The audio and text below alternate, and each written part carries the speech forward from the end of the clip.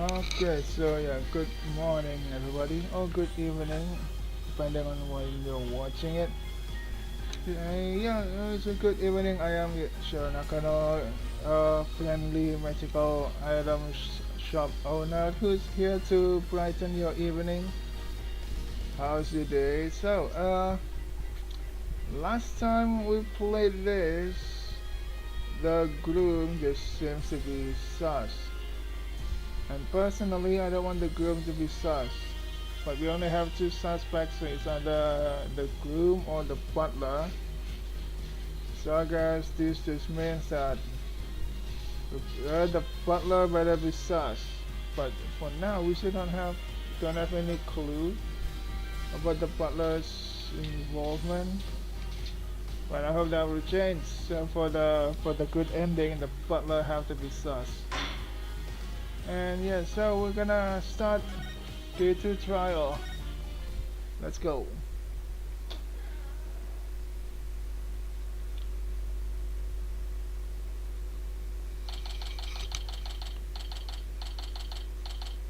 September 23rd, 8:50 a.m. The court defendant will be number 3. So the one thing we found out yesterday is that Soren was there at the crime scene. I only hope that I only hope I can get some testimony from him that will get to the heart of the matter. Mr. Wright. Good morning, Alan. Look, I'm afraid you might not like the result of today's trial. Nevertheless, don't tell me you're still thinking of going that route. Soren is innocent. He can't be found guilty. Take me instead. Alan, please, try and get a hold of yourself. She's crying, Phoenix.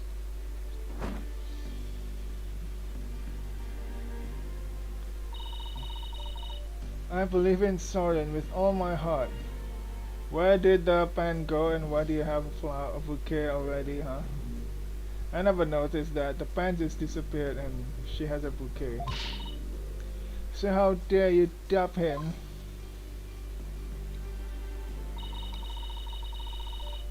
Regardless of which one of them is found guilty today, it's going to be devastating for Ellen, isn't it? We'll just have to do everything we can. That's the best we can do, you know. The trial is about to begin, Mr. Wright. Alright, let's go, Maya.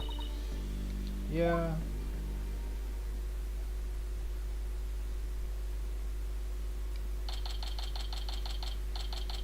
September 23rd, 9 a.m. District Court. Courtroom number 6.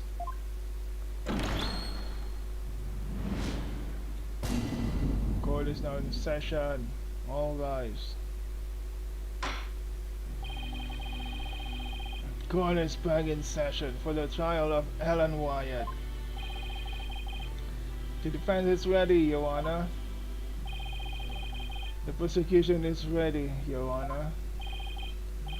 Let's see now. Where were we? In yesterday's session, we found out about the Sprocket family's conspiracy to cover up the murder of Juma Spiri with a second reception. The question is, why do they need to do that? Why do they need to hide who is the real murderer?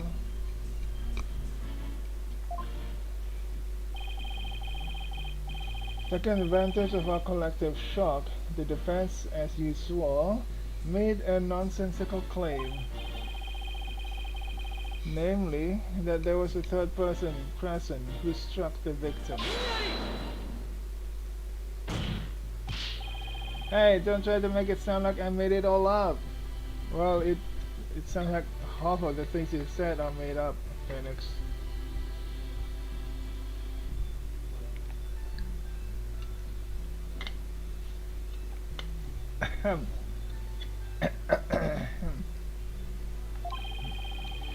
The defendant herself made a statement about the existence of a third person, and further investigation has only proven her statement to be true. Then I presume the defense intends to focus on proving the identity of this third person. Is that alright with you, Mr. Ledgeworth? Indeed, Your Honor. In fact, I predict that the defense will, most likely, attempt to name Mr. Sergeant Sprocket as the true culprit. Oh, he read our plan. How did you... The driver during the accident that killed Mr. Sprocket's sister was the victim. Therefore, Mr. Sprocket had a motive to murder Mr. Gloomsbury. Oh yeah, the motive. Did the butler has a motive? Did the butler has a motive to commit the murder? Oh my god. I certainly forgot about that.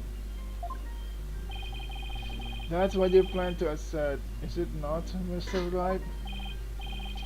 Am I that transparent? Come now, Mr. Wright. Did you really think the police wouldn't uncover this information? Congrats in getting it in one, Mr. Edgeworth. But you're wrong. Sergeant didn't do it. He's innocent. Please calm down, Ellen. Let me do this. Miss Wyatt, please. He's innocent, I tell you. What is this, Mr. Wright? I thought your claim about the existence of a third person came from the defendant. It did. This is just a minor hiccup. Did you not discuss a strategy for today with the defendant, Mr. Wright? Starting off on the wrong foot again is seriously cutting into my lifespan. It would appear that the defense is in disarray. Therefore, the best way to clear things up is to ask Mr. Sprocket himself what happened. Your Honor, the prosecution would like to call Sergeant Sprocket to the stand. What? Very well.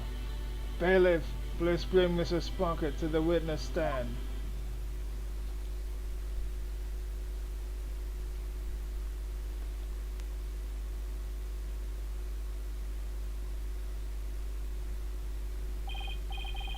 Witness, please state your name and occupation.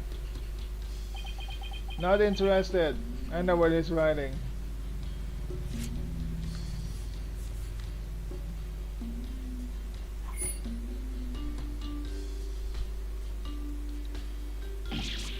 Ow!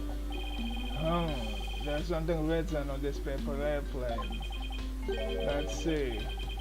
Sergeant Sprocket, Managing Director of Sprocket Aviation. Okay, so he is interested.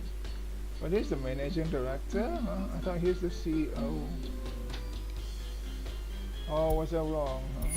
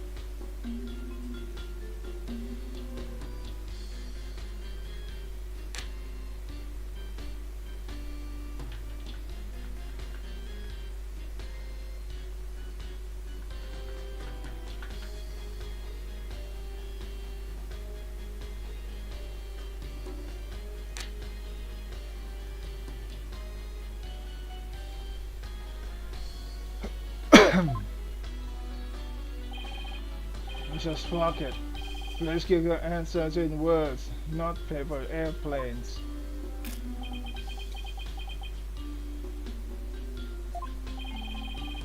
Now then, Mr. Sprocket, please tell that doubting lawyer there what really happened at the time of the crime.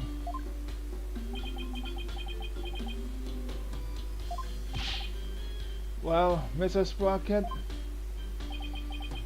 he's not interested in you, Edgeworth. Mr. Sprocket. Alright. Gah. You want me to talk about what happened when the crime occurred?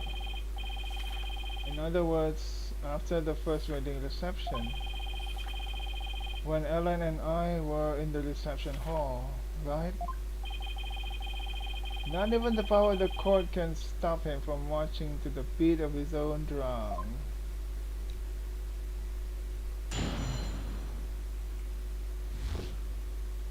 What sort of remembers?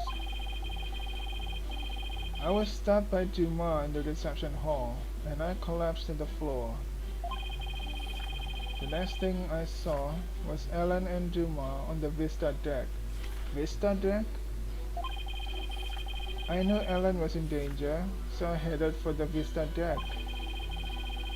But when I got there, Dumas was already.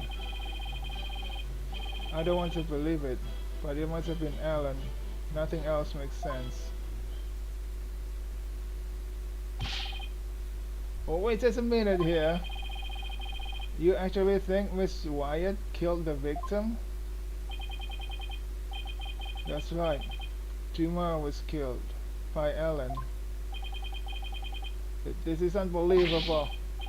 How can you suspect your bride, the woman you love?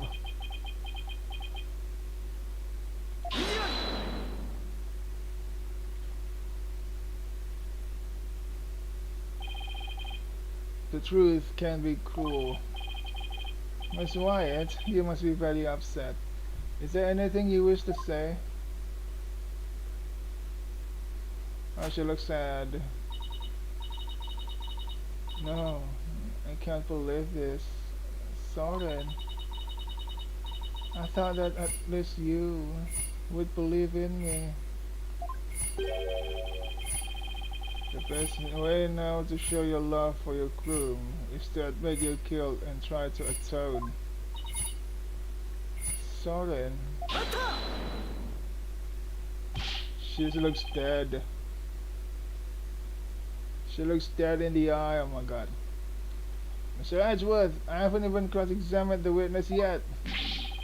And quit picking on the clearly distraught. Yeah, that's so not cool, Mr. Edgeworth. Huh. A court is where we seek the truth. And the truth is unyielding, even to the truly pitiful. Mr. Edgeworth, I find it distasteful to make a lady cry. Et tu, Your Honor? Et tu, Brutus? So, what are you going to do, Nick? If the third person Ella saw on the Vista deck was Soren, then we have to prove Soren was there at the time of the murder. I don't see any obvious inconsistencies in his testimony, but we have to push forward.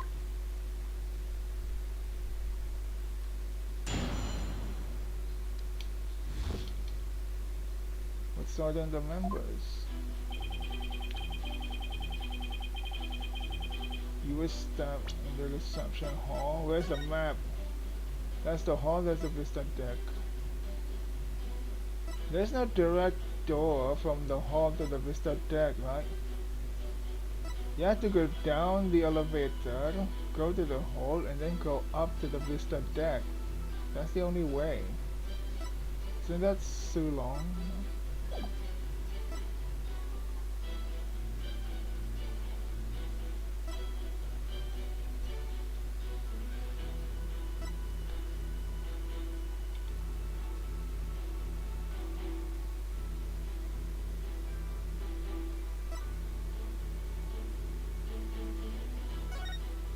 Grab Alan when convenient and send her off from the vista deck.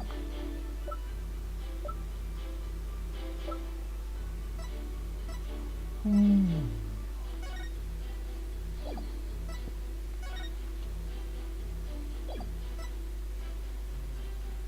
But he was hit twice. Did nobody ever ask about that?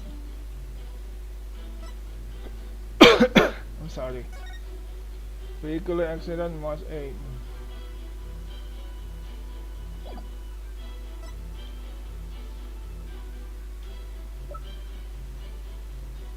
Samson blood. Do we know whose blood it is? This is Soren's blood, right? But it's not written.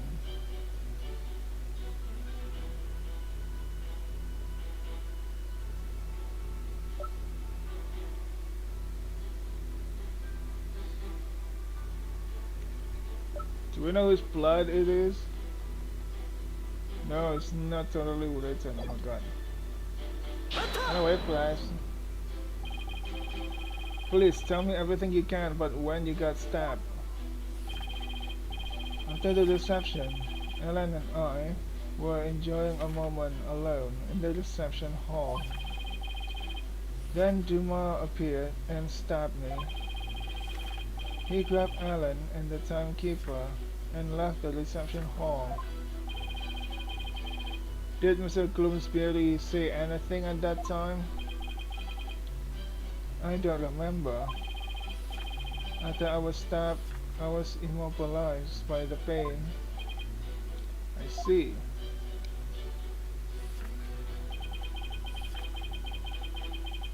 You saw Ellen and Juma on the Vista deck? The Vista deck, huh? But it was nighttime then. Could you really see them in the darkness? The moon was out, so I could see them clearly. From the looks of it, Duma was trying to push Ellen and the timekeeper off the side. So you saw the defendant about to be thrown off the airship, you say? That's right. In such a desperate situation, it would only be natural for her to fight for her life. And the murder weapon was right there within her grasp. Ugh, this isn't going well at all. I've got to do something fast.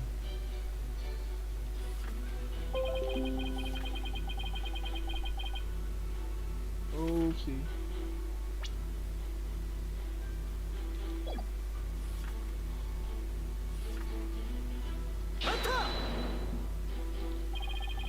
I understand that your blood was in danger, but were you really able to move with a stab wound to the gut? I was desperately trying to push the pain out of my mind. I see. So adrenaline kicked in and gave you strength. Is that right? I don't see much of anything in this statement I can refute. That's right. I almost passed out several times as I made my way to the Vista deck.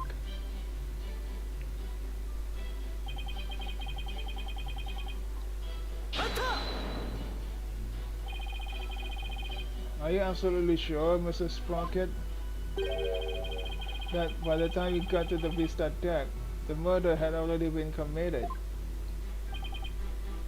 Yes.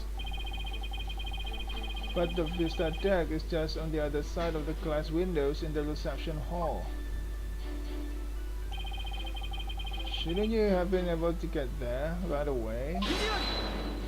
There's no door, Phoenix. You should know. You were there at the crime scene. Mr. Wright, have you investigated nothing? The only way to the Vista deck is to go to the hall and take the lift.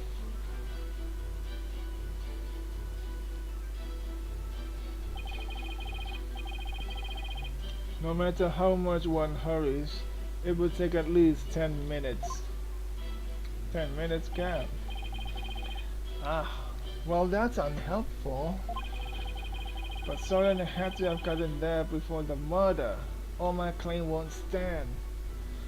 Uh, is there any time stamp in my evidences? Hang on.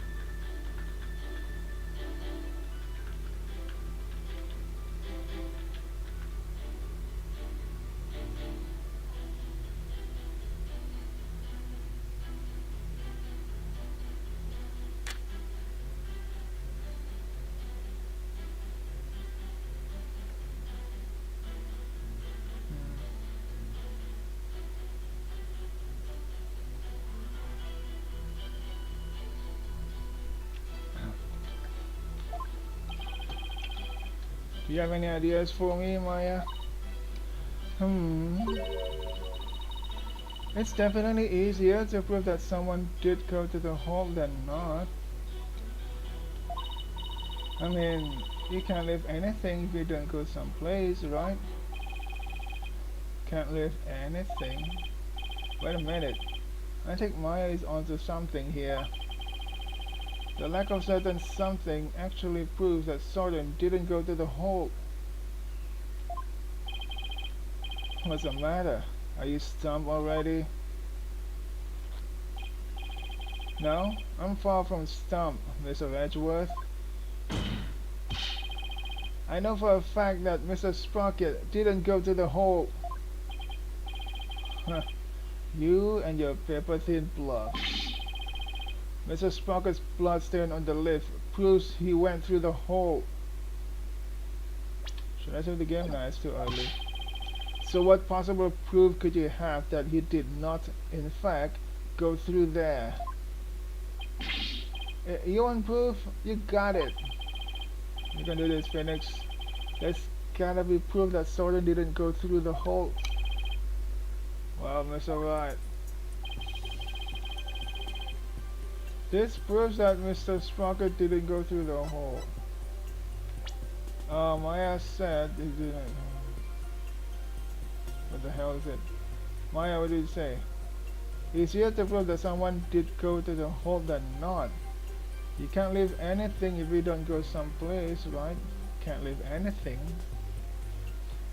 The lack of a certain something actually proves Sorden didn't go to the hole.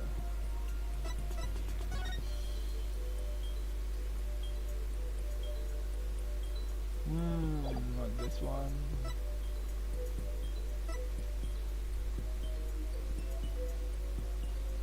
There's a blaster on the inside wheel handle. Someone could leave the bloody hand.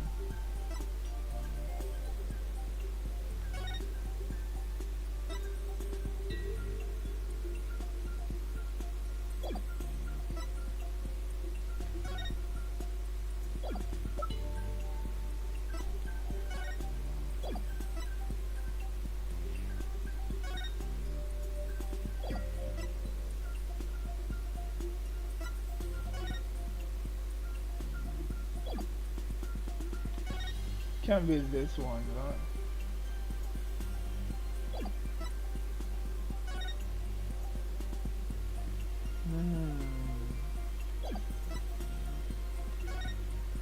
Tomorrow, please. Wait! There's no record of Sprocket going to the hole. It's the first one is Dumont, second is Pierce, and the third is Allen. He didn't go to the hole. As everyone can see from the whole entry record, there is absolutely no mention of Sergeant Sprocket entering the hole. The defense asserts that Mr. Sprocket used a different route to get to the Vista deck. You can assert all you want, Mr. Wright, but can you actually prove another route exists? Can I prove this is another route to Vista deck? Can I? She lives from her fiance.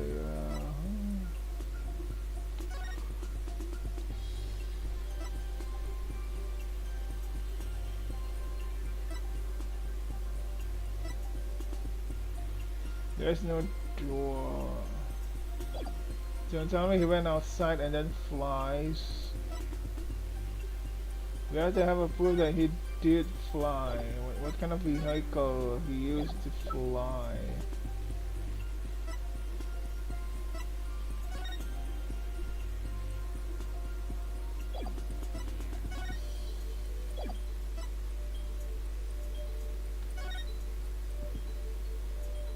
That thing? Oh wait, but it's in the hold. You have to take it from the hold and then outside.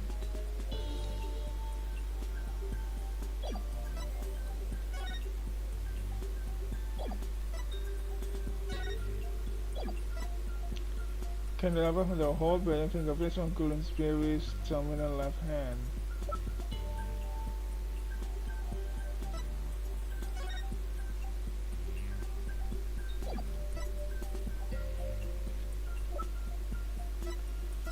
Another route to the vicinity. Can I save the game? No!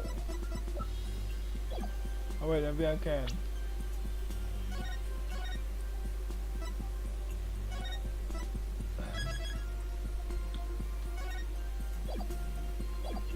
Okay, so can we prove existence of them?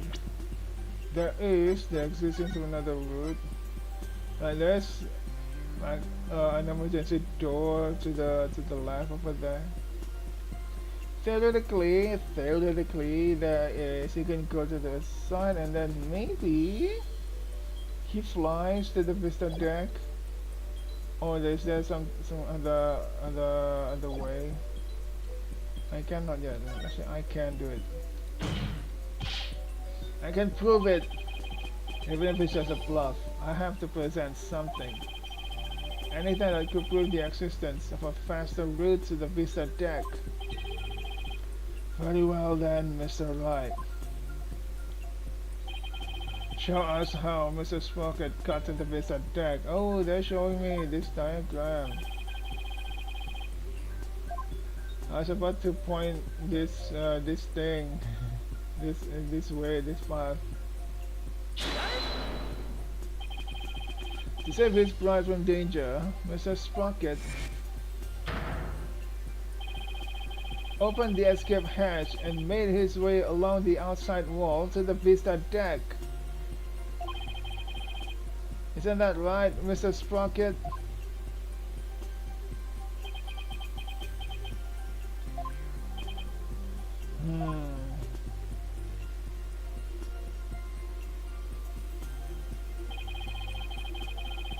That would certainly be a much faster route to the Vista deck. But he could die. Like he just needs to misstep a little bit, and he fall to the ground from who knows how high.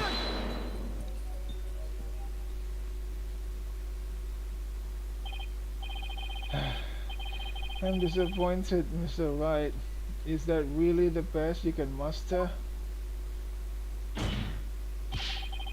That escape hatch is not meant to be used to get from the reception hall to the Vista deck. One slip, and that's all it would take for Mr. Sprocket to plunge to his death. I have to agree. The defense claim is really stretching it. I understand how it sounds, Your Honor. But at this point, it's too early to definitely say that he didn't go that way. So that's what you're going to do then. I take it. Of course, Your Honor. This is real life, Mr. Wright. Not some kind of cinematic drivel or comic book. I've seen several amazing things in this series. So someone walking outside the hatch, outside the escape hatch of a flying airplane is not far-fetched. Do you have some sort of logical explanation to share that would convince us of your claim? I do. Are you sure, Nick? Um, kind of? Actually, I have nothing, so I just have to wing it somehow. On what do you base your theory that Mr. Sprocket made his way along the outside? My theory that he was able to go along the outside wall despite the danger is based on the power of authority, the power of love, the power of money. Oh my god.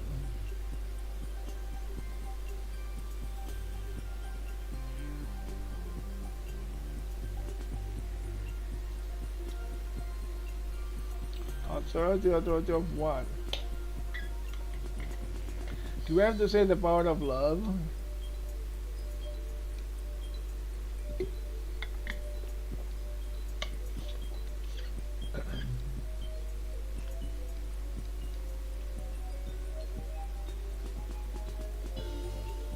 Power of love. To save the blood he loves, the groom will risk his life and rush to her side. Mr. Smoker was able to make it to the vista deck despite the danger because of the power of love. I'm gonna screenshot this. Phoenix is pointing his hand and saying, "This is the power of love." Yeah, yeah, Phoenix, you're very good at making things up. The power of love. That love is a source of strength that can help one overcome any obstacle. I think I can relate thanks to my own long, happy marriage. Wow, he actually seems to be buying it. Edgeworth doesn't. The power of love, you say? That kind of illogical argument is hardly viable in a court of law.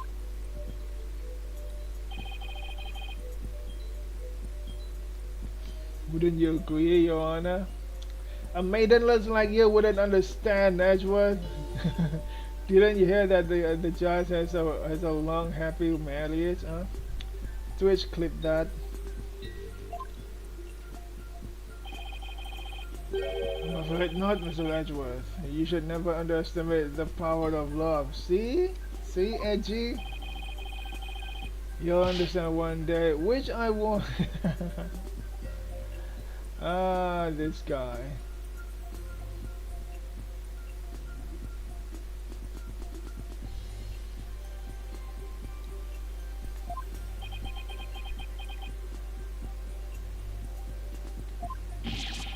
Exactly what is wrong with wishing to remain unwed?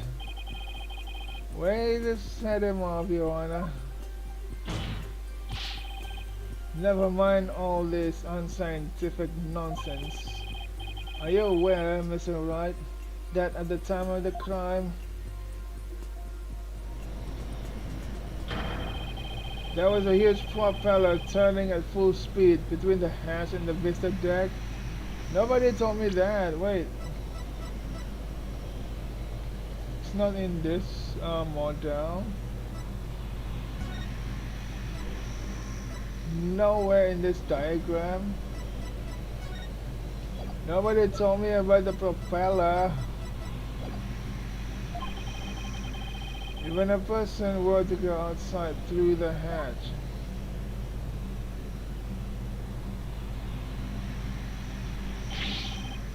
They were blown away in an instant. Ah! Where does your power of love get you now, Mr. Right? Shut up, maidenless. Twitch clip that. Here spitting propeller, you say?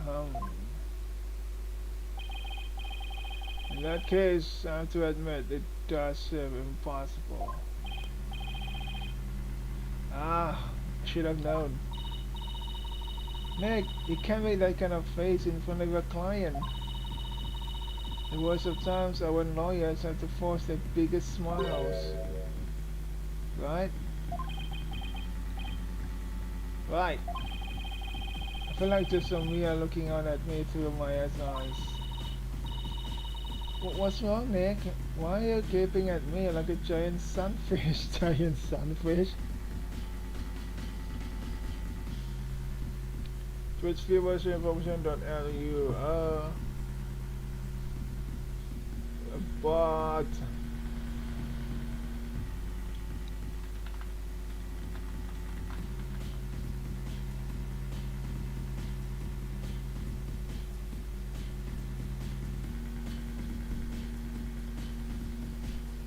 how do I do something to this comment, huh? Print this message, reply. No, I don't want to reply.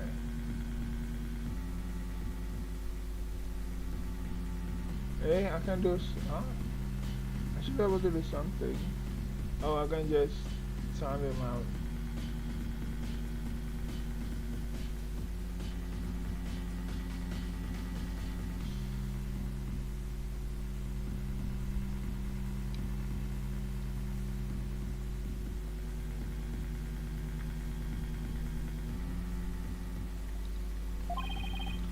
Thank you, Maya. You just helped me remember something really important. There it is. There's that fearless smile I was looking for. Now give us a mind-blowing theory, just like you always do. I have to turn my thinking around. Instead of wondering how Sudden could have moved past that huge propeller, I'll have to think about what would have made it possible for him to do so. Your Honor, Mr. Wright only makes that ridiculous face when his back is pressed against the wall. Therefore, please do hurry and... Mr. Edgeworth, it's still far too early to discount my theory. What are you talking about? The airships, the last spinning propellers have already shredded into pieces. But if we think a little more outside the box, I'm sure we can find a way he could have made it. Or we could just ask him. He's right there. Sorden is right there. You can just ask him. Stop trying to stall, Mr. Wright, and show us how it could have been even remotely possible, if at all. I must agree with Mr. Edgeworth. Hang on. It's gonna be big. So let's save a bit.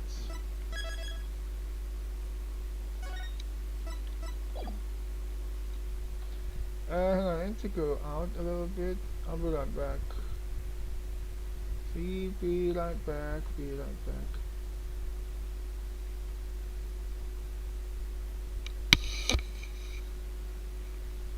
it okay? Huh?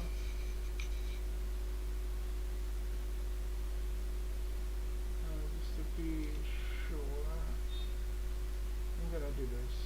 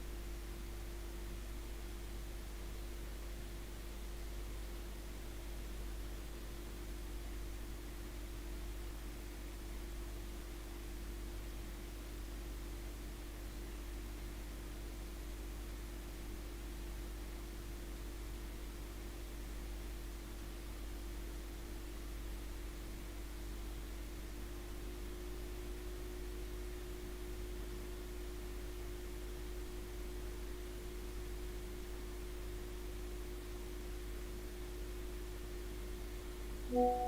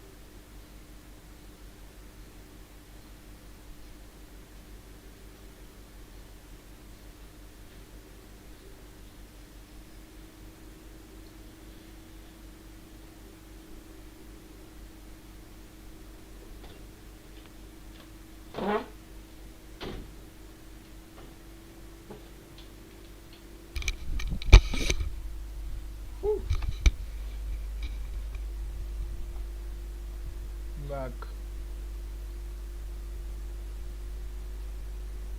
Where's the game room? It is.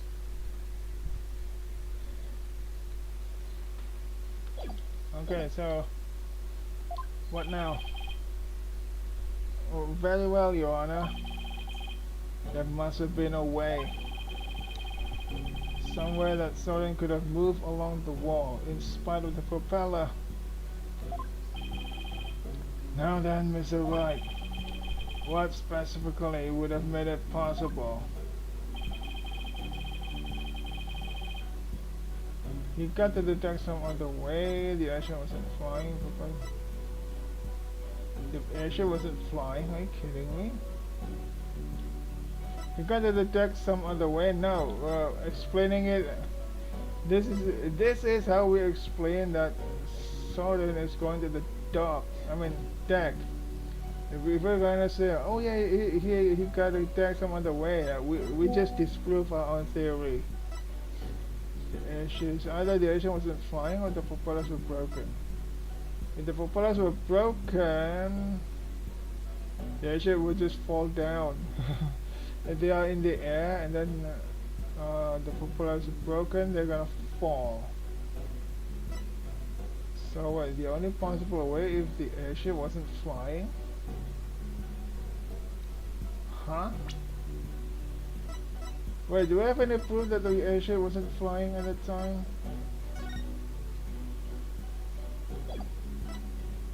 Nobody said, no, hang on, from what I remember, nobody said that the airship was in the air, right?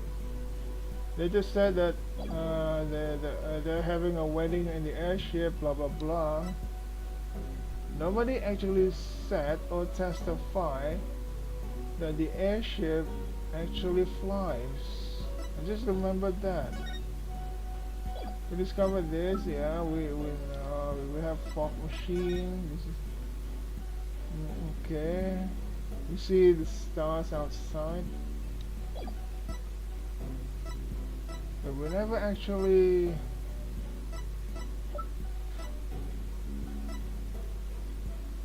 We never actually had a report that the airship actually flies. Ah. Wait, could it really be?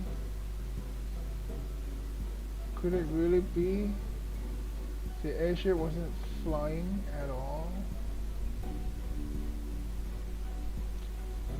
That is so weird if that is true. Do we have any proof?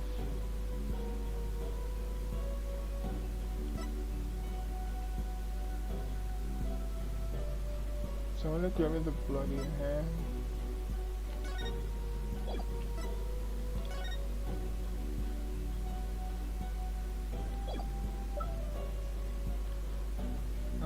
Emit a large amount of thick fog-like vapor.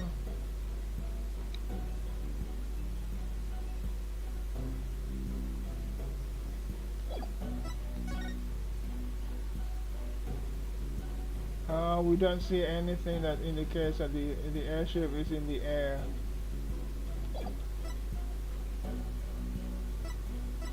Pterodactyl. Have we seen any pterodactyl? No, we've never seen any pterodactyl.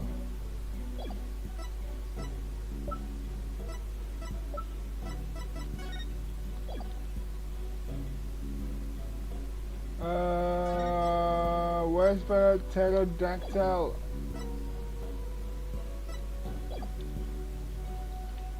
I'm pretty sure the ship wasn't flying. What allowed Mrs. Sprocket to go along the outside wall in spite of the propellers is the location of the flying chapel at the time of the crime. The location of the flying chapel? Why wasn't it flying high in the sky? No, Your Honor, I'm afraid it wasn't. What? Then, where was it? At the time of the murder, the airship wasn't flying through the sky, but moored to the ground. What? And if the airship wasn't flying, then that means the propellers weren't turning.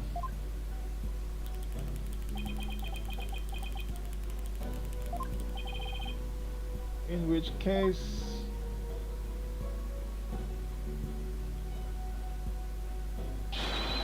Mr. Sprocket could have gotten to the Vista deck along the outside wall.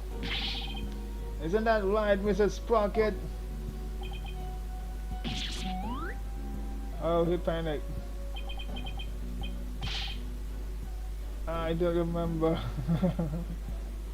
Did he just click his pen upside down? Is that why he hurt his thumb? I don't remember. Ow! He stabbed himself with his pencil. That's gonna leave a mark. Even if the propellers weren't turning, it would have been far too risky to go that way.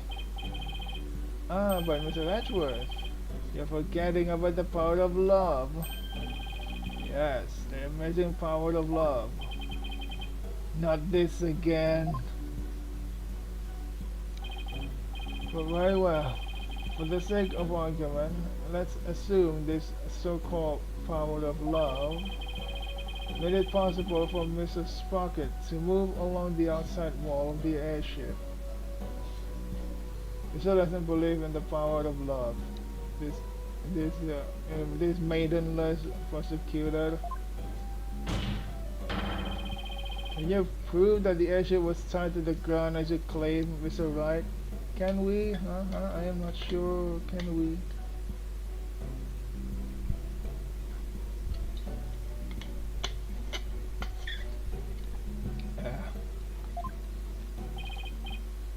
Well, I don't have any evidence that proves where the airship was at the time. You can prove it, can you? Can't you? Ah, Maya, can you think of anything we can use to prove it? Can't say I can. Oh wait, didn't somebody see something outside a window at the time of the crime? Are you kidding me? Are we gonna say that? Huh? Are we gonna rely on Larry? I think I remember someone saying as much. Do I have a piece of evidence that shows what was outside the airship? Well, what are you waiting for? Hang on, I need to go to the bathroom a bit.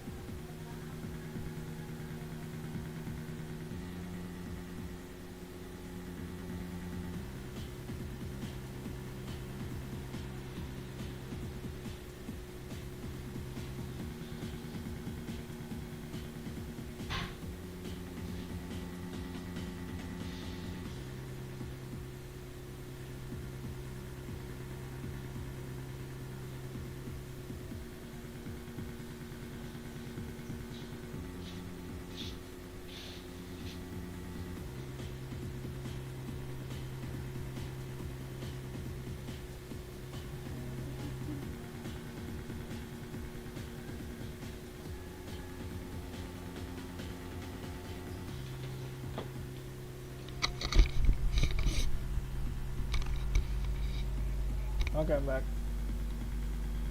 Let's see if Larry can really save us.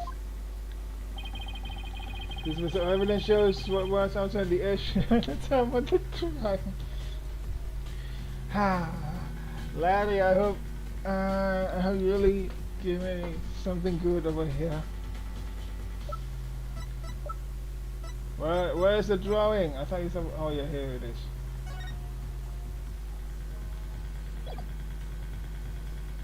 He probably mistook something for what he claims is a pterodactyl. how can he mistake something as a pterodactyl?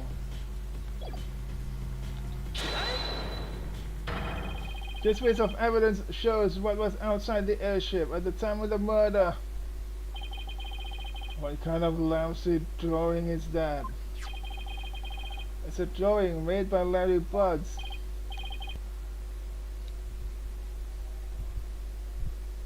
I'm back. I'm back. Okay, I think I'm back. Why did the connection go down? It shouldn't have been. It's sunny outside. Why is the connection down? How? Doesn't make sense. How can the connection just go down on a bright sunny weather? Doesn't make sense at all. But it seems like we're back. Is it stable? It's not stable.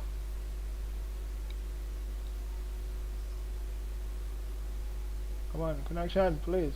Hang on.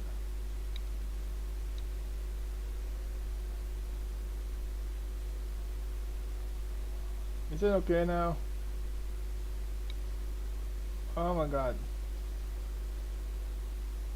Am I losing connection again? Am I losing connection? I think I'm not losing connection. Okay, I can just continue. Now if I could direct the course attention here. Is that a pterodactyl? Does that mean that the airship actually went back in time to the Cretaceous period? Hey, the judge actually knows about dinosaurs. What? He usually doesn't know about what's happening in the court. We've already proven that time travel is nothing more than a gimmick, did we not? We did, and I have no intention of bringing up that argument again. But this drawing shows us an important piece of information. It shows us that the airship was actually moored on the ground. And what makes you so sure? That's easy. All you have to do is consider who made this drawing. Larry!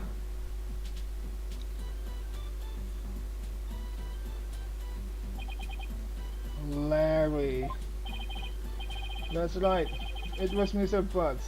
And we both know what he's like. He must have seen something else and mistaken it for a pterodactyl. I can't argue with you there. Even Edgeworth agrees. Hey, what's this one doggone second here?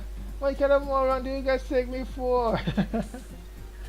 Lady, we know you too much, okay? We know you so well. I saw it with my own eyes. A pterodactyl flew right by the window, I tell you. I have the sharp eyes of an artist. Don't you believe me? No. Nick. Nope. Some writing I saw. What about the judge? You believe me? Right, Your Honor? I'm sorry, but I'm afraid you need to leave this courtroom. Bailiff, if you would. Come on, buddy, let's go. Why doesn't anybody believe me? Poor Larry. Don't take it personally, Larry. I know you're just being, well, you. Ahem. Now then, so you're saying that what Mr. Potts really saw bears some relation to what was outside the airship at the time of the murder? Yes, Your Honor. At least I think it does. What this pterodactyl is will prove the airship was anchored at the mooring dock. It had better anyway. If it doesn't, my whole argument is a bust. If you're not confident about it, then please go ahead and tell us what it really was. Yes, Your Honor. Oh my god, I have to point it out. Thank Phoenix, what could that pterodactyl have actually been? I have to point it out.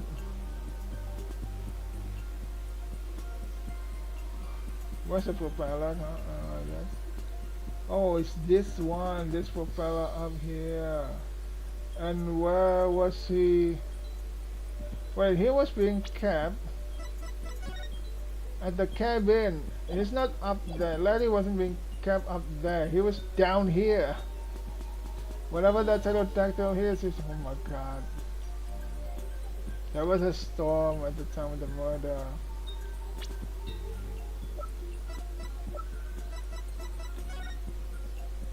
So tell me that's actually just a bench. Was that just a bench? It was down here. You saw this bench. Oh my god! Look at this bench. Okay, it broken right in the middle, and it made a nice W shape. Wow! What a coincidence! This bench made a good W shape. Just imagine if this thing flew in the air. Someone would mistake it as a freaking dinosaur. I'm sorry, it's a freaking pterosaur.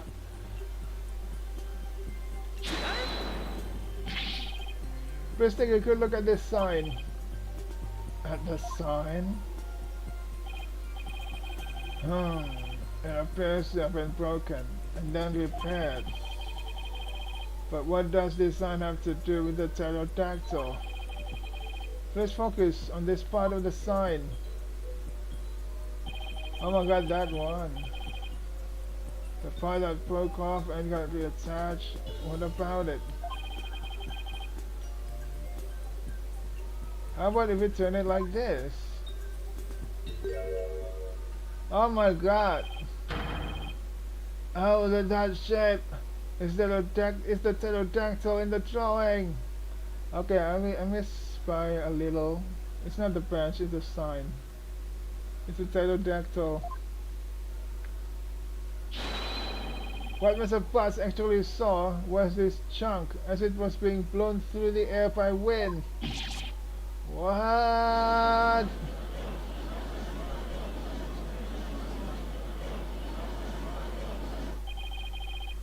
On the day of the murder, there were some heavy winds in the area of the mooring dock. But it's hard to imagine that the sun would make it up as high as an airship would fly. That means the flying chapel must have been anchored at the mooring dock that night. Isn't that right?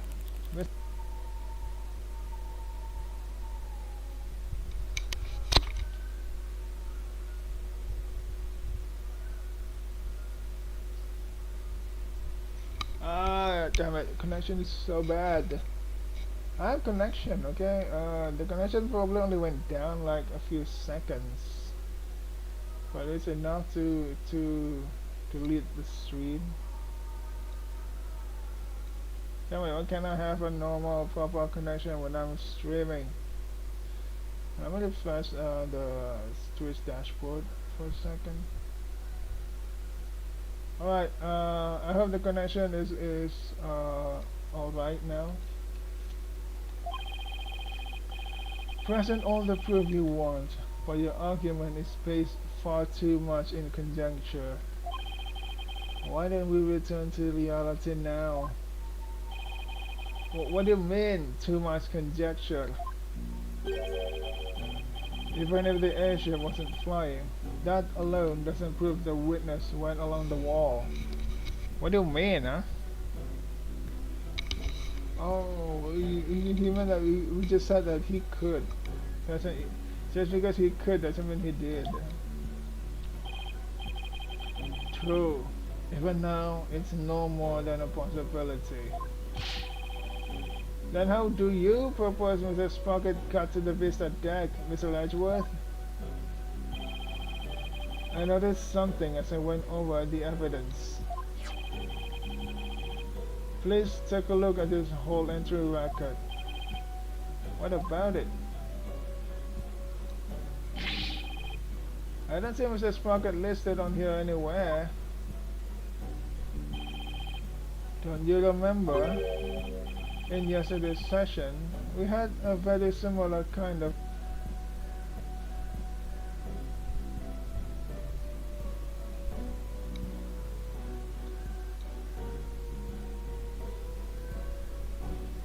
what's with my connection? It's afternoon and the weather is sunny. There's no excuse to have bad connection. What the hell, man? The only excuse is that my ISP is cheap. I mean, the monthly pay for this ISP, yeah, it's the cheapest. That's the only reason.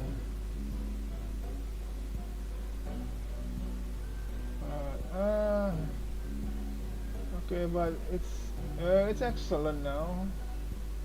Just as I mean, it's green on OBS. I can see I have connection, and it's also excellent on the Twitch dashboard. Okay, I think we're fine now. I hope.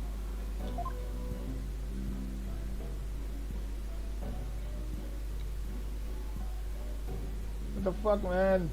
It's really getting annoying now.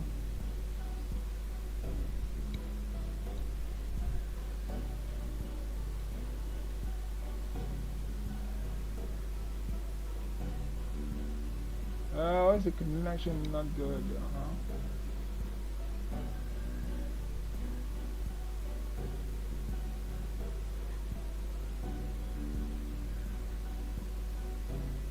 The fuck, man?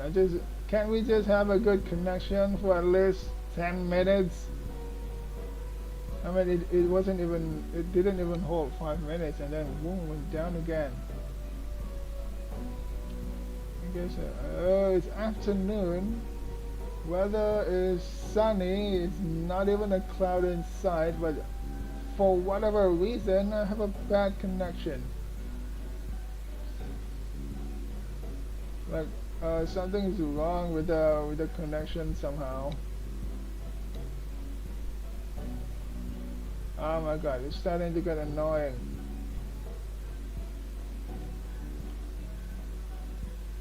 It's okay. It's green. Everything is green. Okay, OBS is green. Twitch says it's excellent. Bitrate is green. I have connection. It's gonna stay like this, and then for 1 second, connection drops, just like that. It's annoying. You entered the hole with Mr. Nicody, didn't you? Wait, that proved that Pierce was in the hole.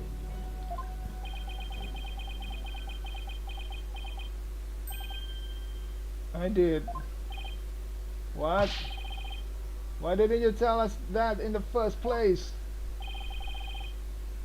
Pierce is indispensable. I didn't want to mention him unnecessarily and risk having him wrongly accused.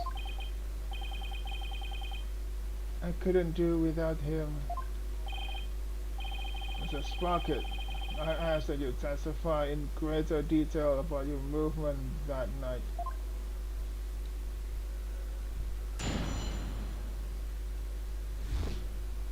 The truth, this is finally the truth. The truth is, I went to the Vista deck with Pierce. That's why my name doesn't appear on the whole entry record. I was badly injured from being stabbed, but I was frantic. By the time we reached the scene, it was all over. What do you mean it was all over? Well, this doesn't help me one bit. Wait, this proves that the butler was there.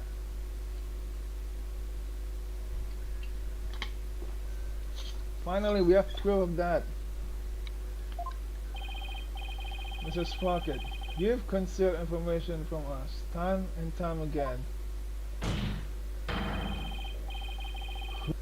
Are you kidding me? Connection? Literally, it's not even 5 minutes. And you're already down again, huh?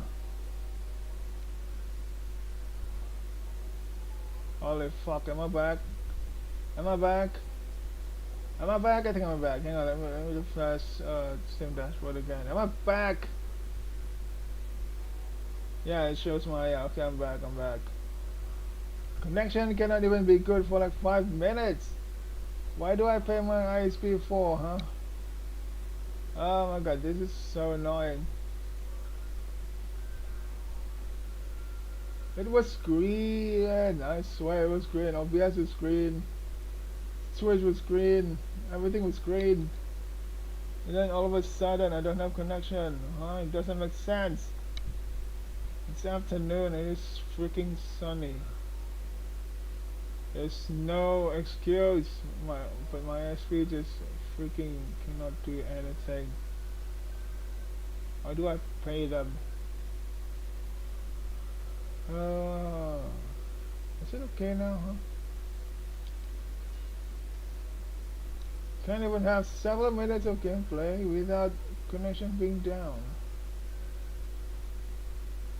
It seems like connection is good again. I hope let's say this lasts for like at least 5 minutes. You okay, Nick? I wouldn't call I would exactly call this situation okay. Somehow I have to coax the information we need for an opening out of him. If I even can, that is.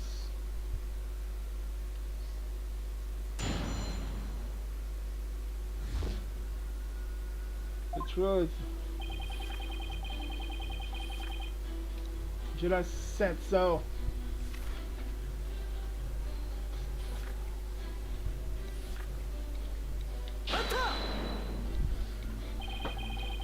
You didn't mention this because you didn't want Mr. Nicotine to fall under suspicion. Is that because he has something to hide? I just didn't want the police to take up his time with all their questions. That's all. Neither the company nor the household would function smoothly without him. I see. Wow, it sounds like Pierce is absolutely indispensable to the Sprockets. Anyway, getting back to your statement, when did you meet up with Mr. Nicody? We met up on my way to the Vista deck. I think Pierce and some of my relatives were on another floor. But Pierce heard the commotion and came running to my aid.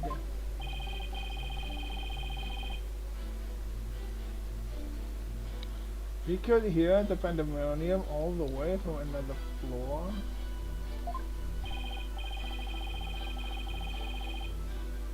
Have it added. Yes, please, Your Honor. Very well.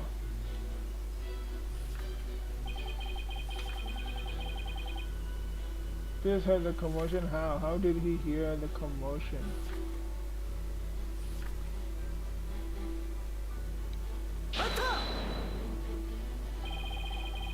Did Mr. Nicody come alone? I believe some of his subordinates were with him, but I don't remember exactly how many. You may say there were others, but seeing how they pulled that second assumption off, I can't completely trust anything he has to say either. I see.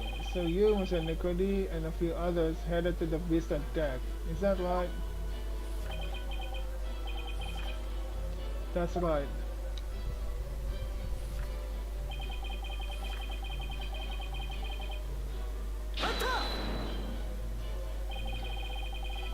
Your name doesn't appear on the whole entry record. You guys are entered with Mr. Nicody using his key card? That's right. So I guess the whole entry record doesn't matter as much as we thought. But now that Sergeant's saying he was with Pierce and a few others, it's pretty tough to refute that statement. What's the matter, Mr. Wright? Can't cut your tongue? Did you finally realize there is no point in continuing this trial any longer? Of course not. What a smug look off of your face. Alright, finally, it's more than 5 minutes without any trouble. Seems like connection is getting good. It's more than 5 minutes without any trouble. Mr. Sprocket, please continue with the testimony.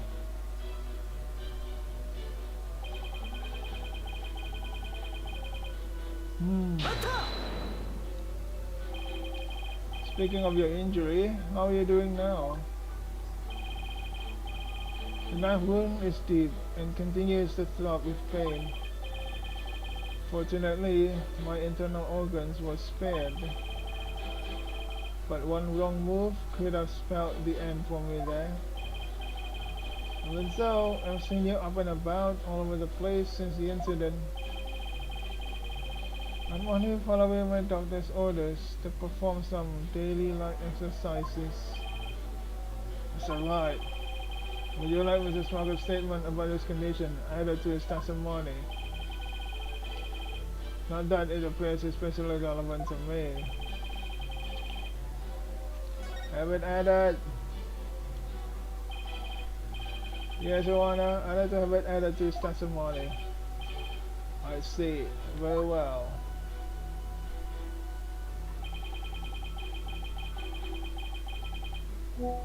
Quite deep, he says. Your injury was really that deep? Luckily, it missed my internal organs. Otherwise, I wouldn't be alive right now. According to his doctor, his injury will take about 3 weeks to heal. There's no way someone with that kind of injury could have gone along the outside wall. But he might have been able to deal with the burst of adrenaline brought on by the pain. Huh. Adrenaline. Is that your answer for everything? Does he have to repeat adrenaline twice? Huh? That's so condescending. In a court of law, the only thing that matters is evidence, not rampant speculation. And let's admit it's scientific rampant speculation. May I continue? Yes, of course.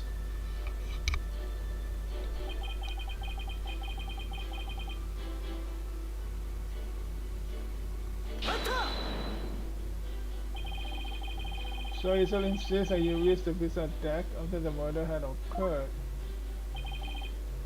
Is that correct?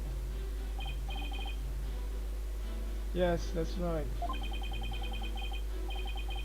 Alan must have killed him. There's no other explanation. I guess whether Pierce was resorted or not doesn't change the outcome. I guess not. In fact, more witnesses actually makes it worse for us. So another cover up, huh? That's so, and that's too many secrets. I bet he's still hiding other things too. That's definitely a possibility. But in a situation like this, what we have to do is go back to the basics. You mean go over the testimony and check for any lies or inconsistencies? You got it. Alright Nick, let's go for it.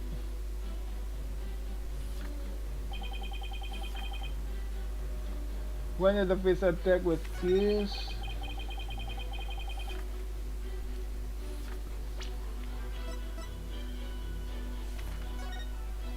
When Ellen was attacked by Gloomsbury out on the Vista deck, she saw in her shadowy figure hit Gloomsbury from behind.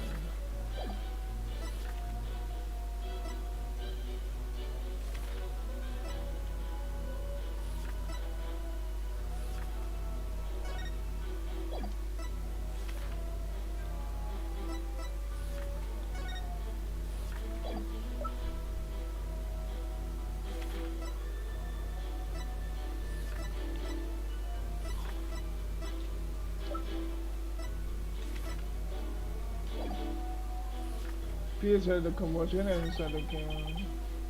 That's my name doesn't appear on the whole entry record. Apparently injured from being stabbed.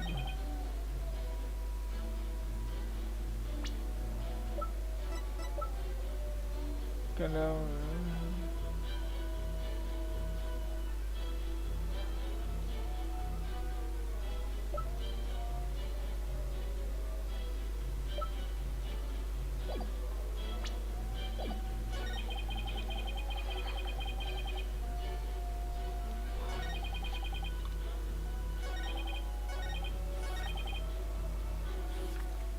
Heard the commotion and he came running.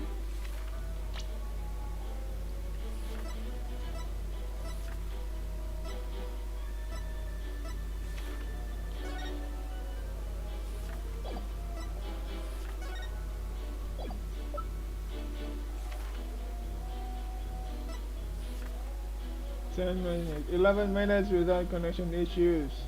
That's actually great.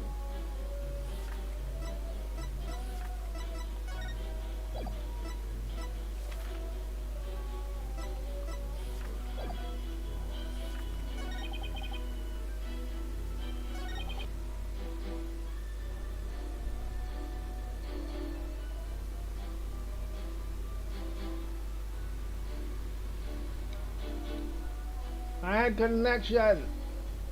What did the thing just went down, huh? I had connection. I'm looking at the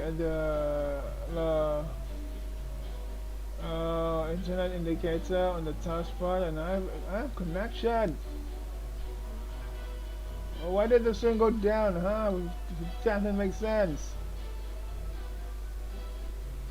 Totally doesn't make any sense. At this point, it's just the ISP trolling with me. Listen to no. Holy fuck, this is annoying. It's hard to enjoy the stream when connection just went down. Like, it could be any time, huh?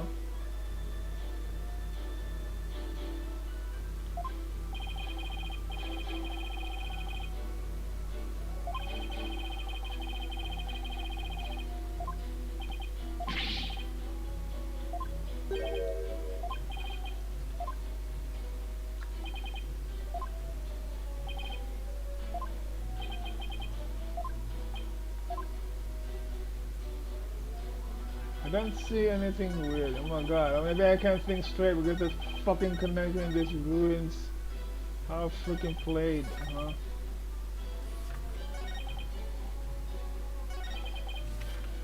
Here's how the commotion came running.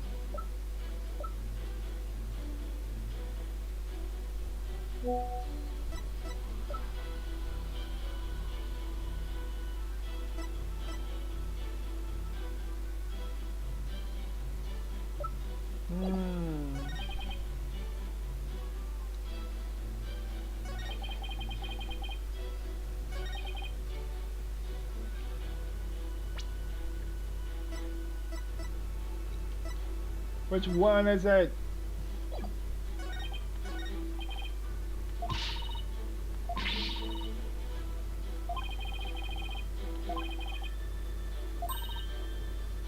Check for any lies. So he's lying somewhere in here, huh?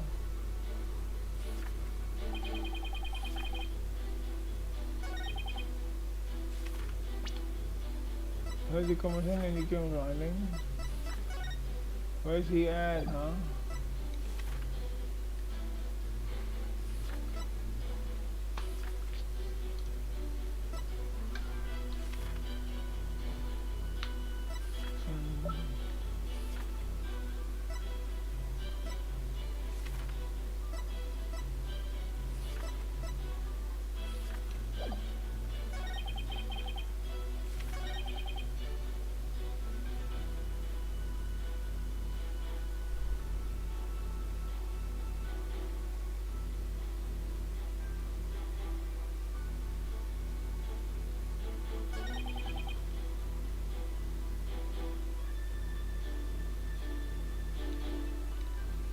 So the knife wound is quite deep.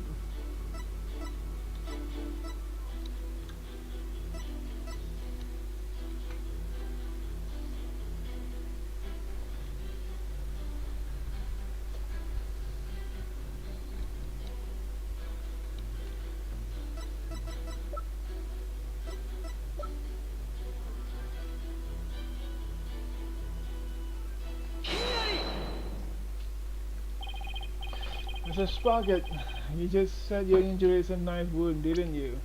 It's not.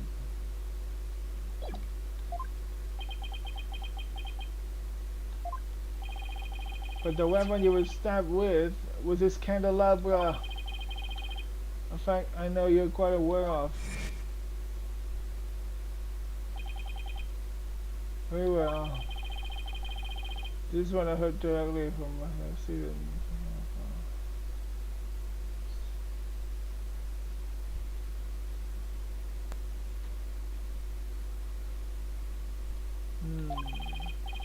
This is a must. Mrs. Williams was stabbed by Green severely on the day of the murder.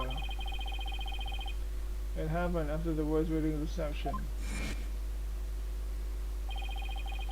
The happy couple was in the reception hall when suddenly Bloomsbury appeared. He attacked Miss Allen, trying to take her away.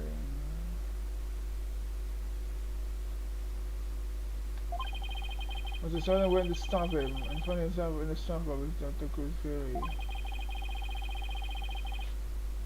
This is when Mr. Sutton was stabbed with the candelabra, he said.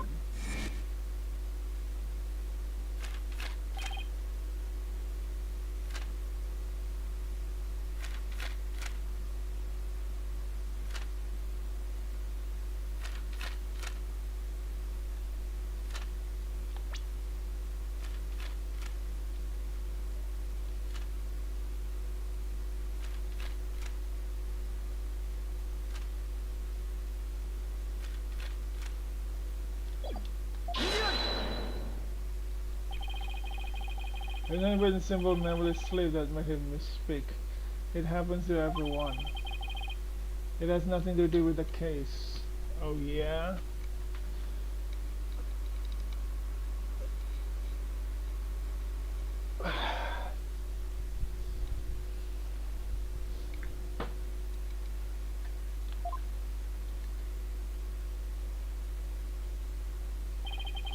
You must be pretty desperate to find out something so minute. Ah, I have to agree, Mr. Wright. You hardly need to make such a big deal over such a simple mistake.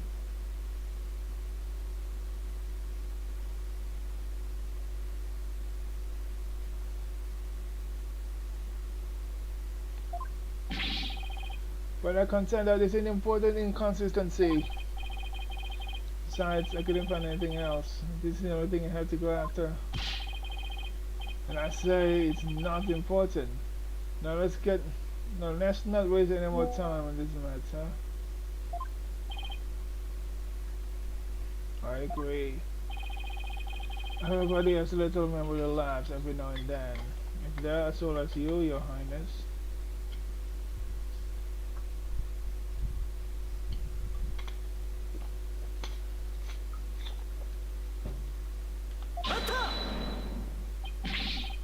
But, Your Honor, please let me explain. But can you? Can you really explain to this court what makes this slip so important? Yes, I can, Your Honor. After all, it was Soden himself who told Pierce that he had been stabbed by a candelabra. It is more than a simple memory slip. There has to be some kind of evidence for it.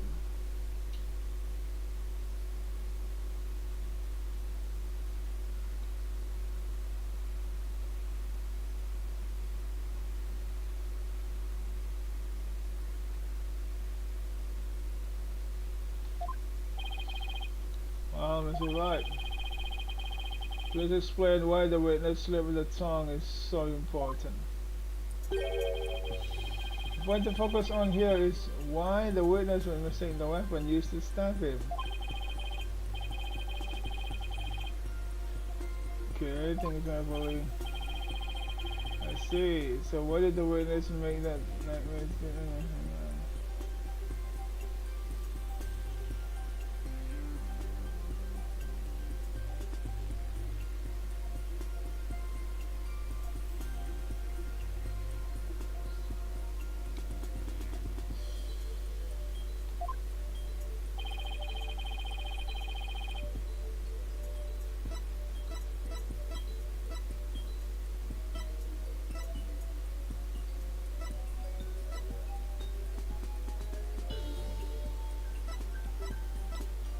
I thought he's confident with someone or has no memory of it.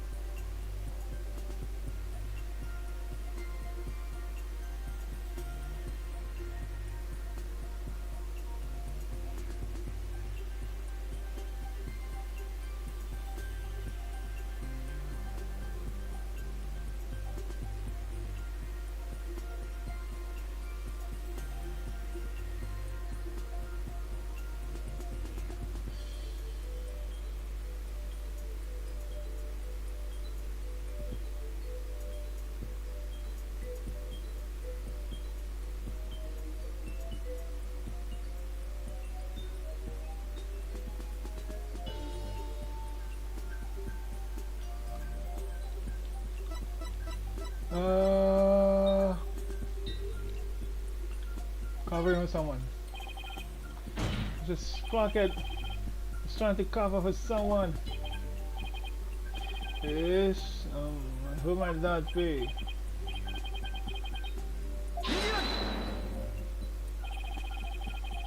Why would Mr. Smoker try to cover for the man who stabbed him? Regardless of the weapon, the fact remains that Mr. Green's stabbed the witness. Yeah, I felt that.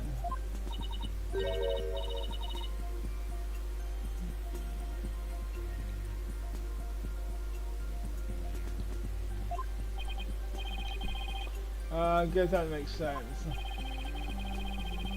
Too bad there's no one to cover for you, Mr. Wright. Why would Mr. Spocker try to cover for the man who stabbed him? Regardless of the weapon, the fact remains that Mr. Green's really stabbed the witness.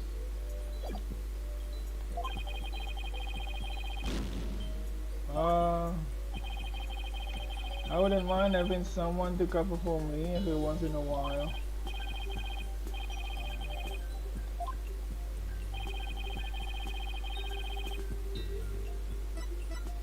He has no memory of it.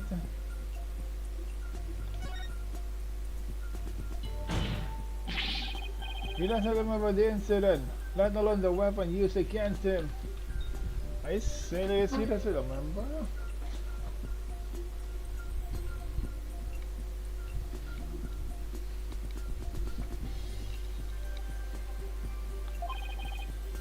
Not only that, but I believe Mr. Sprocket has some sort of memory disorder. Is that why uh, he always writes down like everything in his book? Because he has memory disorder.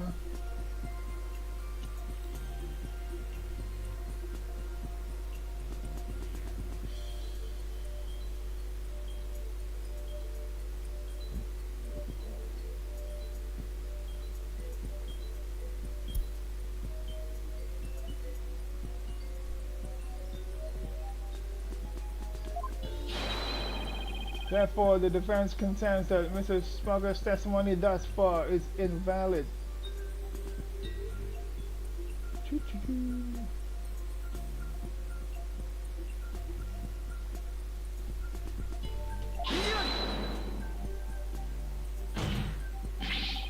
Just because he can't find a flaw in his testimony, you want to throw it all out?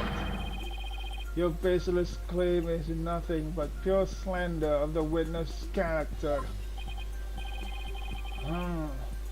Mr. Edgeworth is correct, Mr. Wright. Can you explain your grounds for making this claim? Of course, Your Honor. Think what the sheriff has said, how he's behaved. That's where I'll find a clue. Very well. Let's hear your argument then.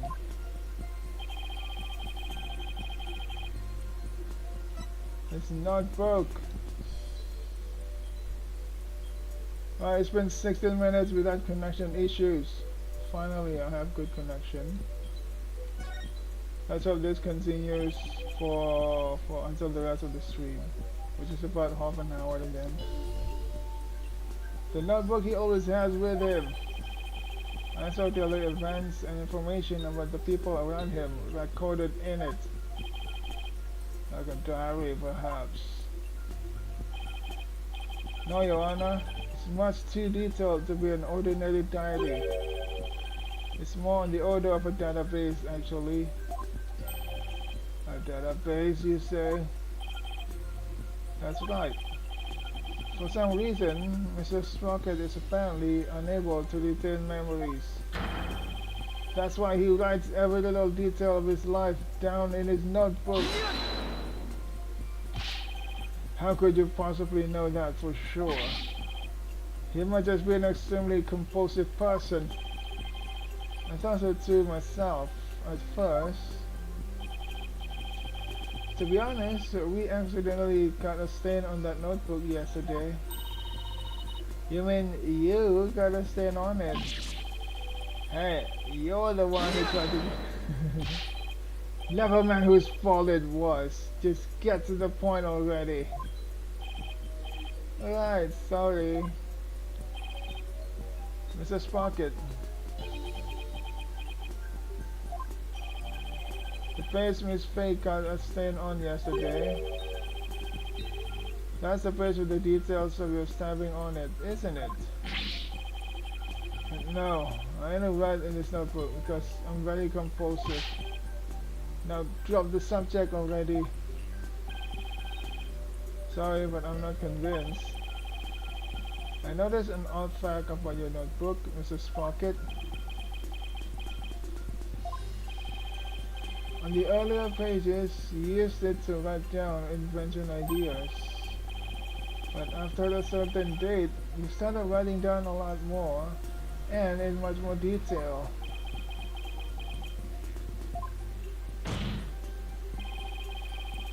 I believe your memory disorder stems from what happened on that date. Something so mental, it caused a memory disorder, Mr. Wright. You don't know what you're talking about. Sorry, but I do know what I'm talking about, and this is a proof. This thing here. You were involved in this car accident too, weren't you, Mr. Sprocket? And the shock of losing your beloved older sister is what caused you to develop your memory disorder. Is this true, Mr. Sprocket?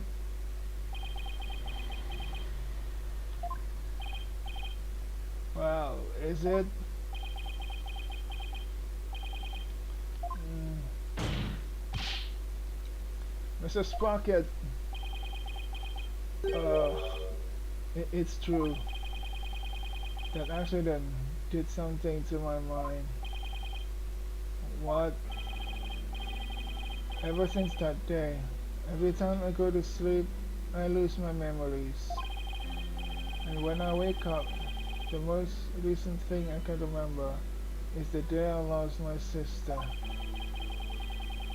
It's as if I'm constantly going back in time. What? That's truly tragic. An inconsolable time traveler who goes back in time whenever he goes to sleep. Besides, time travelers do exist, you know? But you wouldn't understand.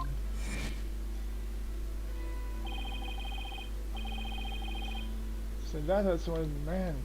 He was talking about himself.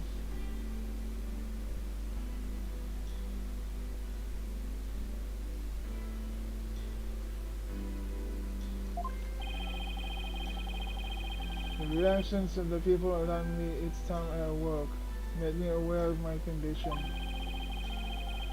That's why I decided to write everything down in my notebook so I could move forward. So the only memories you have since that day are the ones written in that notebook? That's right. And since the page about your stabbing got stained, you couldn't read from it, could you? There's just one more thing I'd like you to clarify for me, Mr. Sprocket. Exactly what are your feelings toward the victim? Mr. Sprocket's feelings towards Tumor Groomsbury? That's right, Your Honor. The witness said that every time he wakes up from sleep, his mind goes back to the day his sister died. But Mr. Wright, you can't mean. Mr. Sprocket,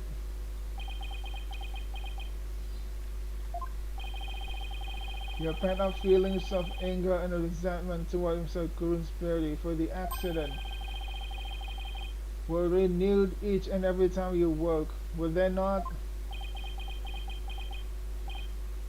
Oh. But you couldn't take it anymore, so you turned to murder. Isn't that right? Oh, what? Mr. Wright, are you saying that the witness murdered Mr. Groomsbury for revenge? Oh. Well, Mr. Sprocket, I...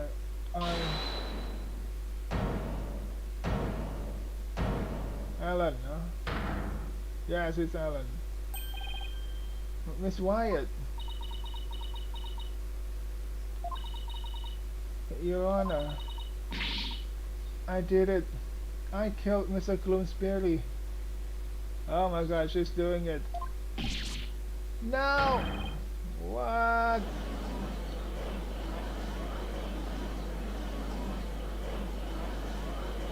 She's doing it. She's doing it. What they're trying to do, she's saving Solon. That's what she's doing. She doesn't want Solon to be found guilty. She said it, she preferred to be found guilty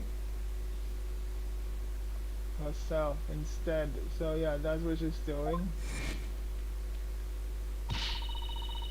But don't tell me you still think I'm going that rude. Solon is innocent. He can't be found guilty. Take me instead. Alan, please, try and get a hold of yourself. Your client doesn't trust you, Phoenix. Or rather, she wants to save Soren on her own hands, by her own hands. I guess she really meant it. But my Soren didn't do anything wrong. I'm the one who should be convicted. Are we to understand that you're confessing your guilt? No, no, no! Alan, why would you cover for me? After I testified that I thought you must have killed him. I'll admit, I couldn't believe my ears at first. But all I want is for you to be happy.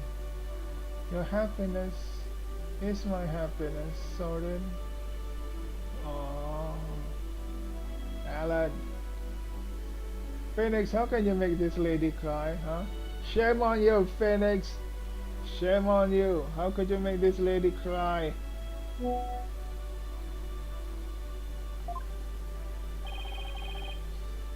But without my notebook, I would even forget those feelings of yours by tomorrow. Knowing that, do you still feel this way?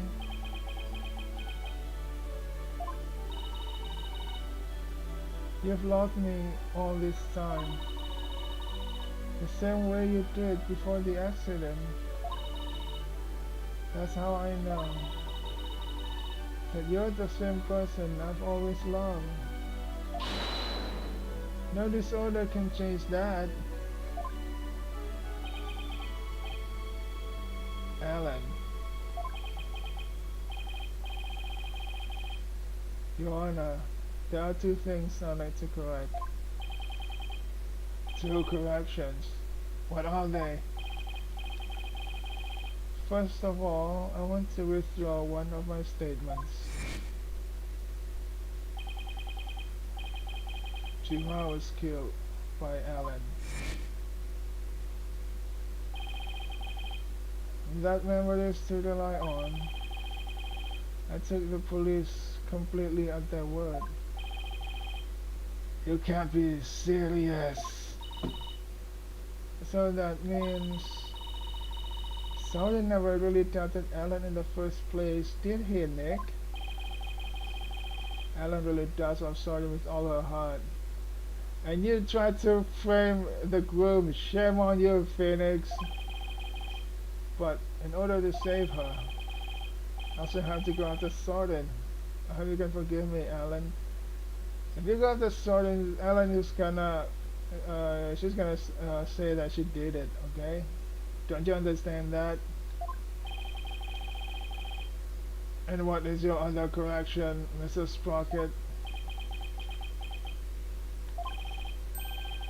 The truth is, I never felt anger or resentment towards Dumas about my sister.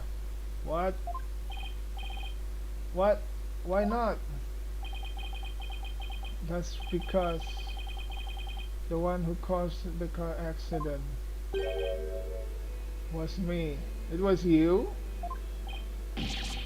What? But Dumas was the driver. Order! Order in the court! What happened? Okay, this is the twist I didn't expect to happen, huh? What do you mean he was the cause of the accident? Let's continue, Mr. Sprocket. I'm the one who killed my sister. To protect my career and my future, my father made Dumas take the blame. In exchange for money in the position of lead servant.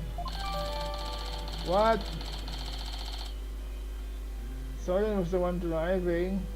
Is ever updated? So you see, Dumas must have held a grudge against me, not the other way around. And he must have attacked Alan to get his revenge on me. Are you kidding me? So it's actually Dumas.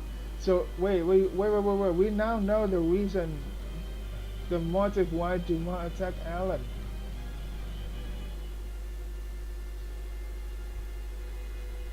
But Ellen never had any motive to kill Juma, nor did Soren.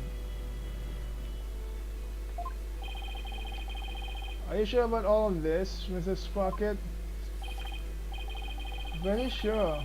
It's all been written down in detail in my notebook.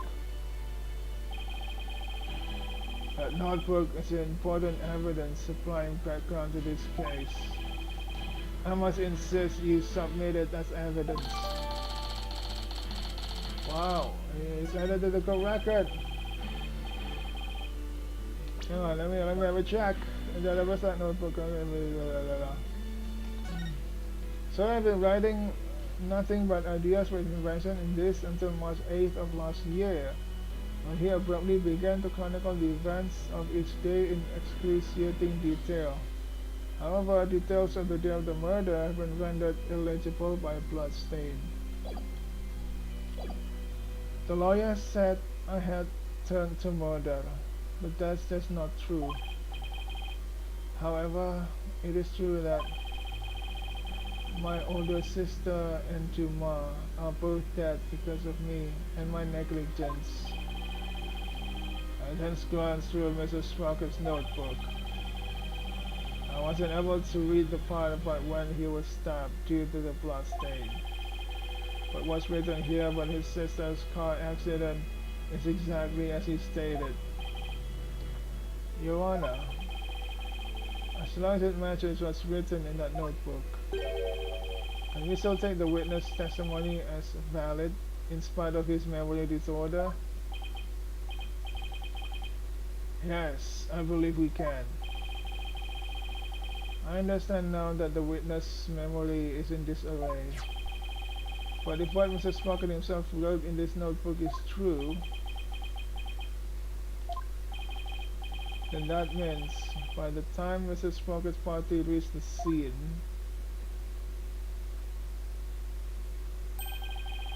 the victim had already been killed. What do you mean, Edgeworth? The detail about the day of the murder is illegible. Edgeworth's right. I'm selling the same fine as before. But should I simply accept the content of the notebook as a substitute for Soren's memory?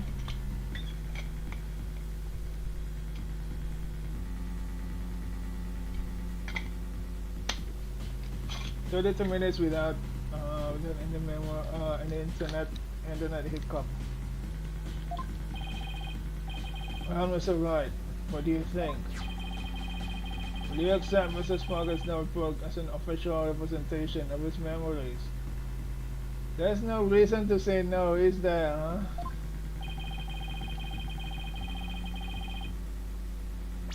There's no reason to say no.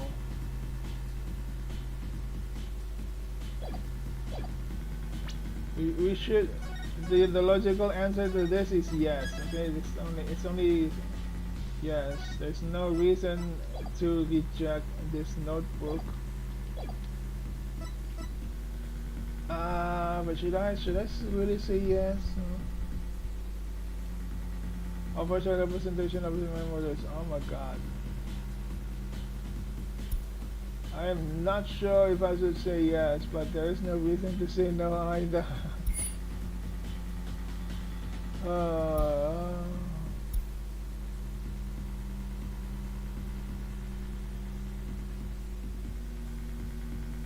Hang on, I'm thinking.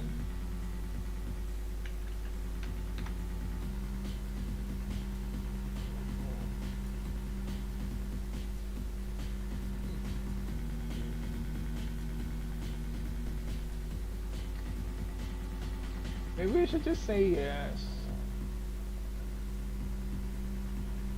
Hang on, if we say no, then what happened? Why would we say no?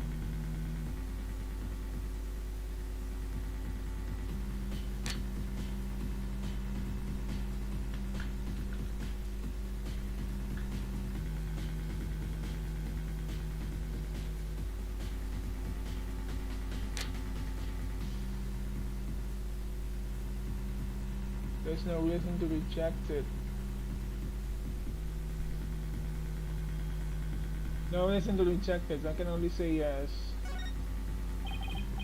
Your Honor, I can accept Mr. Sprocket's notebook as... Nick, are you sure about that? Not really. I mean, I already don't like where this is going. Your Honor, the defense requires a timeout. It is causing a timeout. Let me load the save and say no. And let's see what kind of reasoning Phoenix can just made up on the fly. Wait a minute, Your Honor. The defense requests a chance to examine the notebook to see if it's trustworthy. Very well, but be quick about it. Thank you, Your Honor. So, how should we examine it? Well, we should look at it from all different angles to see if there's anything suspicious. Wait, we need to open it? There's no point when I look at what's inside. I have to open it. With information stolen, here I go. Yikes. Oh, it's just the page my account all stained. Well, I guess not going to be very helpful at this moment. I'll keep going. This is the last page where there's writing. Wait.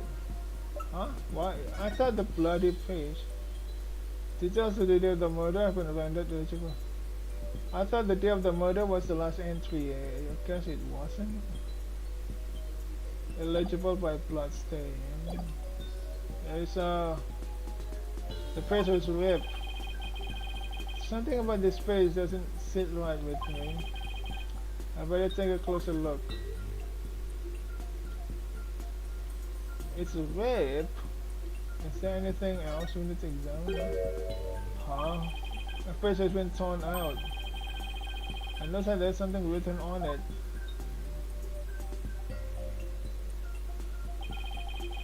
It looks like a page has been torn out here. Mr. Sprocket, do you know what was written on it? Oh, that? I often tear out a page when I write somebody a note. You wrote somebody a note? It's not this one, right? No, it's different paper. I probably wrote something down for somebody, tore it out and gave it to them. Ah, like when you write a paper plane.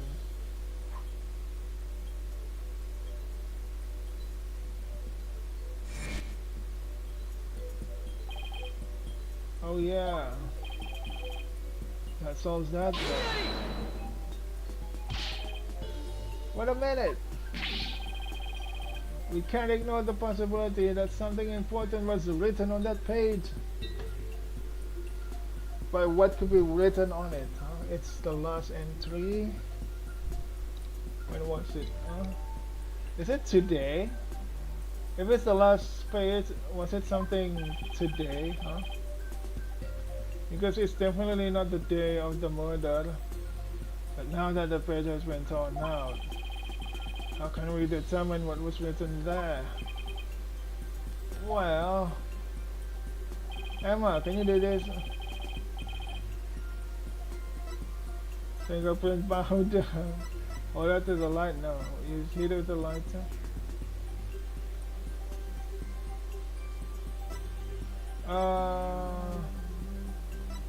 Wait, maybe we can hold it up to the light? Hit it with the lighter? Wait, what does it do, huh?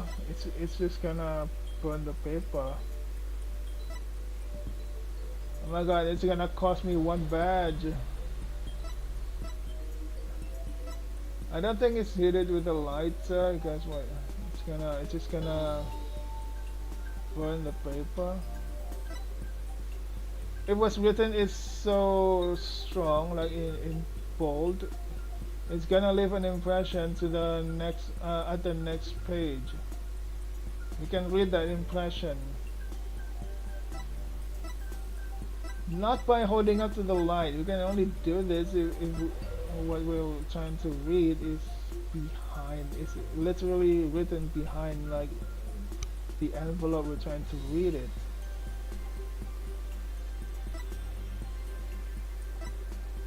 Fingerprint powder. Can we really use it? If we use fingerprint powder on the notebook, we might be able to see what was written. Fingerprint powder. How would that help us find out what was written there? Well, if the writing left indentations on the blank page behind it, fingerprint powder could make those small indentations visible to the naked eye. Oh, stop. Fingerprint powder would only sully the notebook further. That's alright. If you use the powder and still don't find anything, then you must accept the notebook as a representation of the witness' memories. Oh my god. Alright, Your Honor, I understand. If I don't find anything, it's all over anyway. Powder, don't fail me now. I will now use fingerprint powder on the blank page to find out if we can see what was written on the torn out page.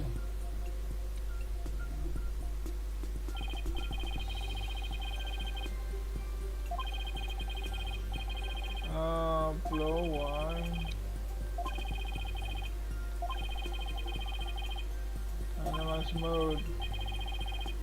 Then confirm my choice. It's gonna be here somewhere.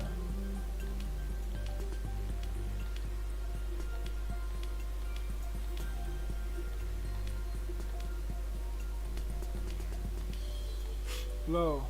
See there? What? Can we? Oh wait, we can go to the right.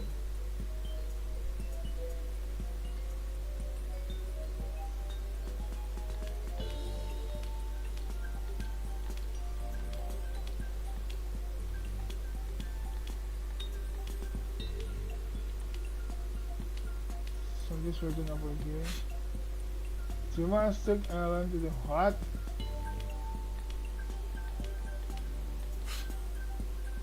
Dumas took Alan to the Vista deck?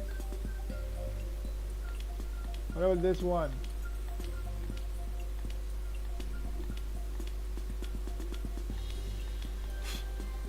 That's what Anna.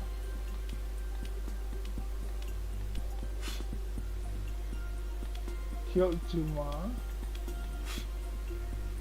Wait, what?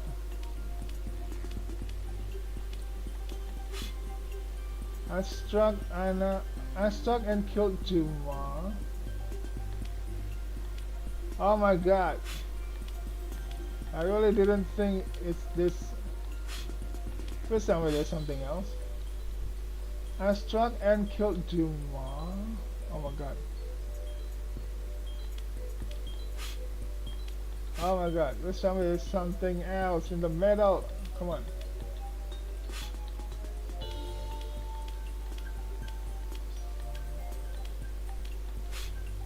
There's nothing else.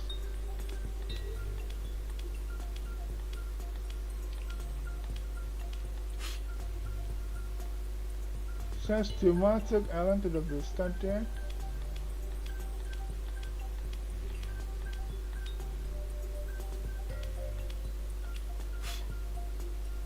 There's nothing up here. Hey, just a good. Thank you for the love. Thank you. Appreciate it. There's nothing up there. Oh my god.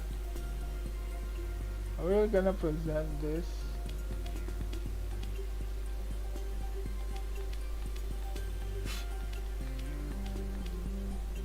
Oh my god. I was hoping for something else. This is like a confession. Dumas took Alan to the Vista deck. And on the bottom, I struck and killed Dumas. There's gotta be something else. Come on. Show me something else.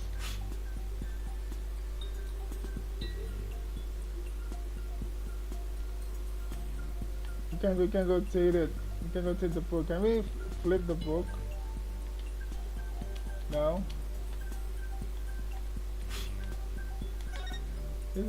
What about this page, huh? There's something on this page. Please tell me there's something on this page.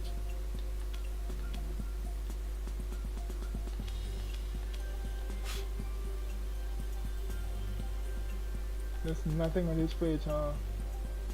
This is not the page in question.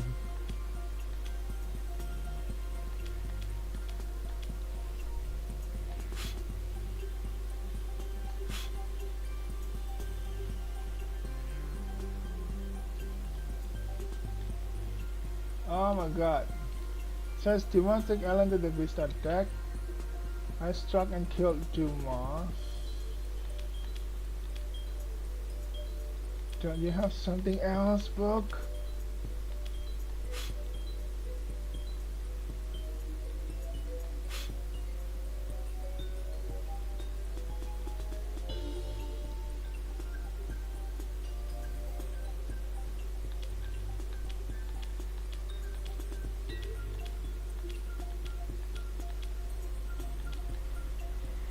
Oh my god. Nothing.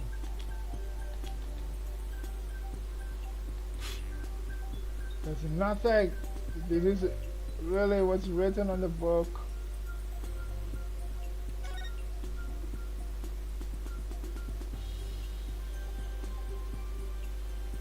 Says Tiwan took Alan to the Vista deck. Oh, not saying anything. But I mean, you're not saying anything. Oh, I need to point out like this. This I didn't quite enough to open part of the page.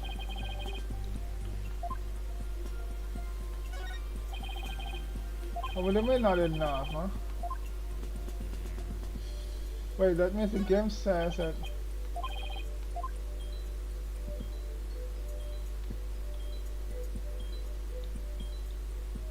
I struck and killed Duma.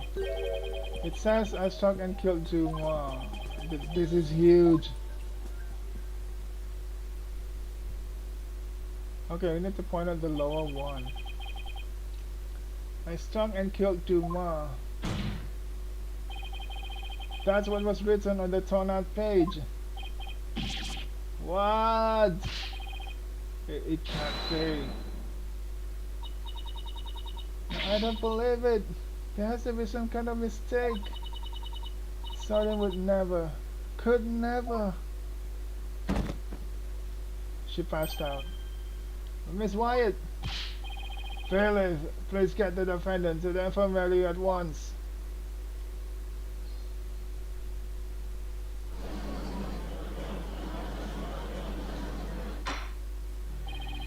Apparently, the defendant got too worked up. She's resting in the infirmary as we speak. Oh my god, hang on. Is this it? This is not the happy ending I thought we're gonna have. You know what? I'm gonna end the stream because I'm about to have lunch. It's afternoon here, and I'm about to skip lunch if I don't eat soon. So, oh my god, there's some more to this case. I don't believe that Sprocket, that Sordin is the one who killed him. This is not the happy ending the client deserves. Okay. There's gotta be something else here.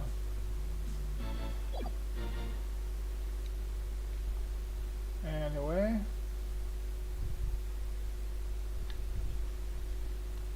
Can I end the stream now? Can I rate someone?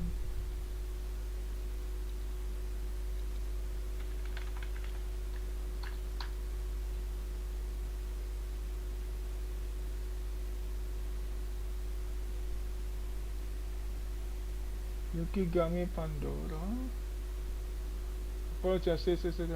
This case.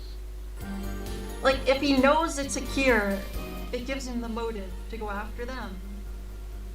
She's been sleeping for like 5 hours now. But that doesn't even help very much. But I mean, like, if he didn't know that Mr. Latouche was